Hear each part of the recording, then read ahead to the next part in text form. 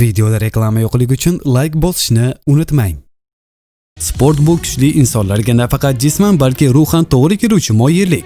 Tasavvur qiling, siz olimpiadada qatnashish uchun yillar mobaynida har kuni mashq qilasiz, keyin esa musobaqa kuni o'zingizni yomon his qilib qolasiz yoki voqealar rivoji yomon ko'rinish oladi.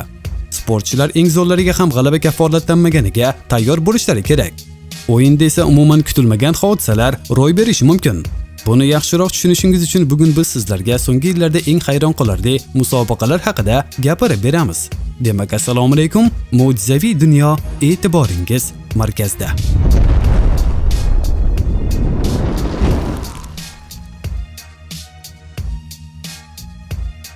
Rey Mysterio Buyuk Kalliga qarshi. Ko'plab jang san'atlarida, xususan dzyudoda har xil vazn toifalari mavjud. Aynan ular sababli sportchilar kamdan-kam hollarda raqibi o'zidan kattaligi bo'yicha ancha farq qiladigan holatlarga kamroq tushadilar. Lekin bu barcha janglarda ro'y bermaydi. Masalan, ushbu jang og'ir vazn toifasida bo'lib o'tgan, biroq raqiblarni teng kuchli deb atashga ko'pchilikning tili bormaydi. Ringda o'ziga xos meksikalik jangchilarning niqobida turgan Rey Mysterio go'yoki raqibining kintiyiga nafas olayotgandek. Uning ro'parasida hindistonlik wrestler Buyuk Kalli turibdi. Birining bo'yi 216 cm, ikkinchisiga 162 cm. Go'yoki buning iloji yo'qdek, lekin Amerika Wrestling Promotioning asosiy maqsadi bu dahshatli tomosha ko'rsatish. Barchaga yaxshi ma'lumki, ushbu janglar musobaqa hisoblanmaydi. Ushbu tarixiy jang 2006-yilda bo'lib o'tgan. O'shanda Buyuk Kalli katta wrestlingga endigina qadam qo'ygandi. Shu sababli o'sha vaqtda wrestling sanoatida yorqin yulduzga aylanib yurgan Mysterio raqibining tajribasizligiga umid qilgandi. Lekin hammasi u o'ylagandek kechmadi. Tabiiyki, Kalli uni darhol ring tashqarisiga uloqtira boshladi. Natijada juda sharmandali, lekin juda ham tomoshabob bellashuv yuzaga keldi. Bu bellashuvda albatta hindistonlik pahlavon g'alaba qozondi. Gigant Silva Ikukis Minovaga qarshi. Gigant Silva laqabli braziliyalik wrestler ushbu sport turi tarixidagi eng yirik atletlardan biri. O'ylab ko'ring, uning bo'yi 218 cm, og'irligi esa 175 kg. Bundan tashqari devday kuchi bor. Bunday velikanga qarshi chiqishga kimning yuragi jur'at etardi? Kattaligi bo'yicha undan qolishmaydigan jangchilar u bilan ringda to'qnash kelishgan va jang vaqtida ular omon qolish uchun ko'plab usullarni o'ylab topishlariga to'g'ri kelgan. 2000-yil boshlarida Silva New Japan Pro Wrestling Federatsiyasiga a'zo bo'ldi. Aynan o'shanda 2006-yil uning yaponiyalik Ikukis Minovaga qarshi tarixiy jangi bo'lib o'tgan. Jang taqdiri allaqachon haldek edi go'yo, chunki raqiblarning farqi yaqqol ko'rinib turardi. Lekin bunday bo'lmadi. Aslida yaponiyalik jangchining abjirligi Silvani boshi berk ko'chaga olib kirib qo'ydi. Ajoyib. U ushbu podkatni qanday mohirlik bilan amalga oshirganiga bir qarang. Aynan ushbu priyom sababli Minova tashabbusni o'z qo'liga oldi, gigantdan parterga o'tkazdi va uni oyoqlari bilan tepganicha jangni yakunlab qo'ydi. Bu esa aql jismoniy kuchdan ko'ra muhimroq rol o'ynashini yana bir marta isbotlab qo'ydi.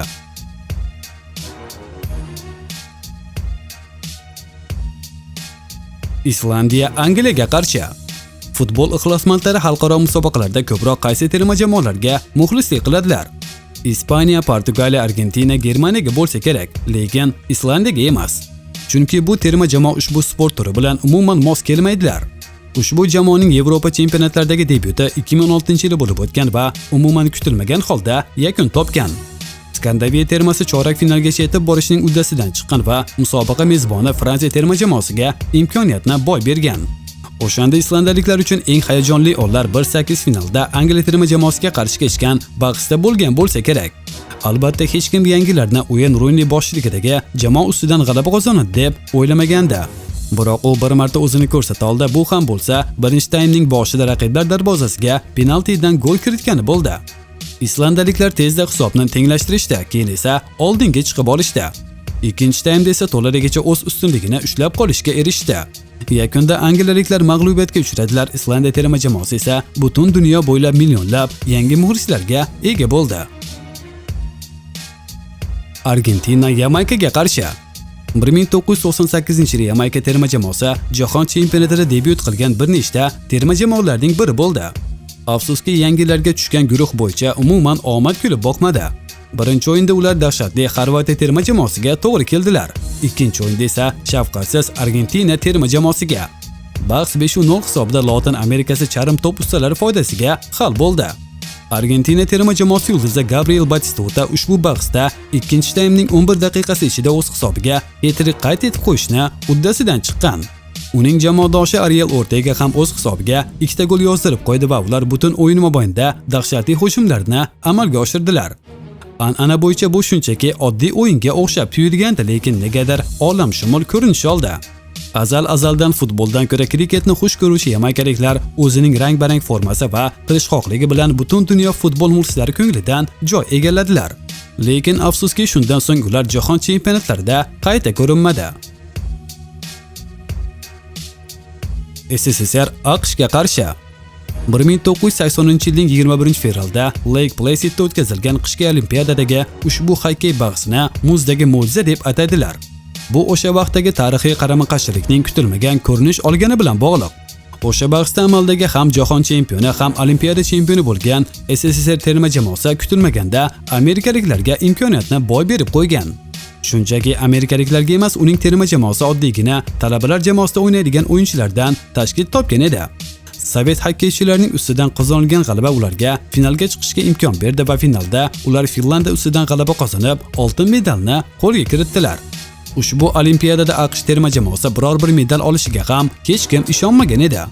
Olimpiada boshlanishdan oldin ushbu ikki jamoa o'rtasida kechgan mashg'ulot o'yini kutilayotgan taxminlarni yana ham tasdiqlagandi. O'shanda Sovet xokkeychilari amerikaliklarni 13 hisobida mag'lub etgandi, lekin olimpiadaning o'zida nimadir xato ketdi. Birinchi davr Sovet terma jamoasi uchun anchagina sokin o'tdi. Ikkinchi davrda esa murabbiy Viktor Tikhonov kutilmaganda darvozada turgan Vladislav Tretiakni almashtirgandan so'ng hammasi o'zgarib ketdi. Yakunda SSSR 4-3 hisobida mag'lub bo'ldi. Tikhonov esa katta xatoga yo'l qo'yganini tan oldi. Richard Krajicek Pit Samparsga qarshi. Balki ushbu ism Roger Federer kabi mashhur emasdir, biroq 1996-yilda Richard Krajicek dunyo tennis tarixidagi eng dahshatli g'alabalardan biriga erishdi. O'sha yili niderlandiyalik sportchi Wimbledon turniridagi yo'lini g'alaba bilan boshladi. U bir nechta nomdor tennischilarni hech qanday muammosiz yengib o'tdi. Chorak finalda esa uni musobaqaning 3 karra g'olibi va dunyoning birinchi raketkasi Pit Samparsga qarshi o'yin kutib turgandi. O'yin taqdiri avvaldan hal qilib qo'yilgandek edi go'yo, lekin hammasi aksincha bo'ldi. Krajicek o'z raqibini 3 ta setda ortda qoldira oldi. Ushbu hodisani yaxshiroq tushunishingiz uchun aytib o'tamiz. Ushbu sportchi Sampras ustidan Wimbledon turnirida 1993-yildan 2000-yilgacha bo'lgan davrda g'alaba qozona olgan yagona tennischi. Ushbu g'alabadan so'ng Krajicek hech qanday muammosiz yarim finalda va finalda g'alaba qozonib Wimbledon g'olibiga aylandi. Ronald Gardner Alexander Karelinga qarshi. Ushbu ikki yunon rum kurashchilarining bahsigacha rossiyalik Alexander Karelin juda ko'plab sovrinlarga erishgan edi. Xususan u amaldagi Yevropa chempioni, amaldagi jahon chempioni va amaldagi olimpiada chempioni edi. Mamlakatdan tashqarida undan qo'rqishardi va afsonaviy rus ayig'i deb atashardi.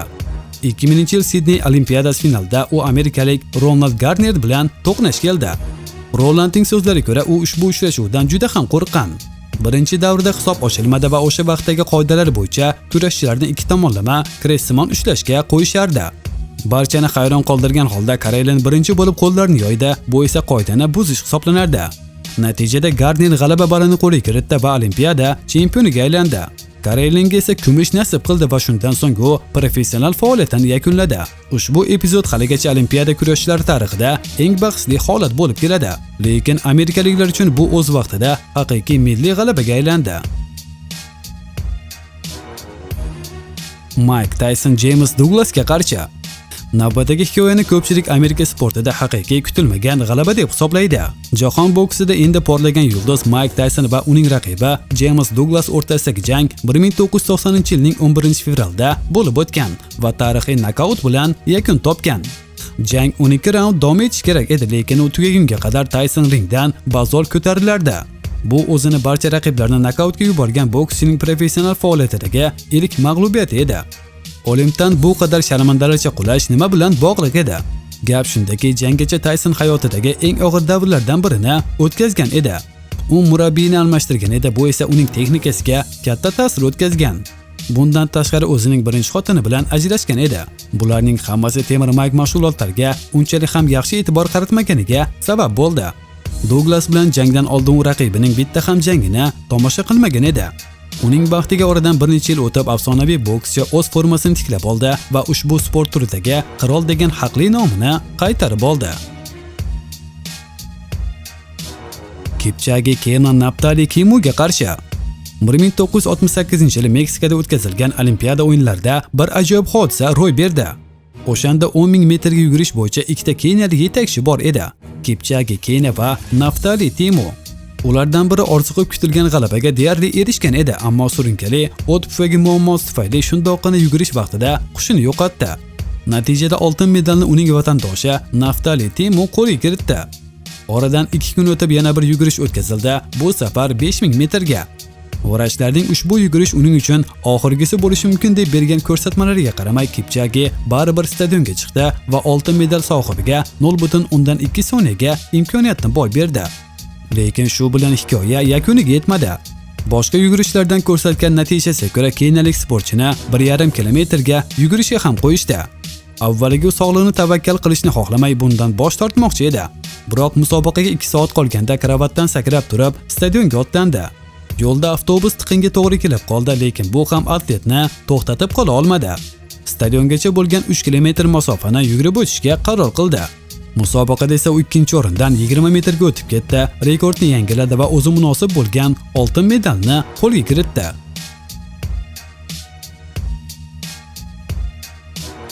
Bugun sizlarga yetkazmoqchi bo'lgan qiziqarli ma'lumotlarimiz shulardan iborat edi. Video yoqqan bo'lsa like bosishni unutmang, kanalimizga albatta obuna bo'ling. Xayr, salomat bo'ling.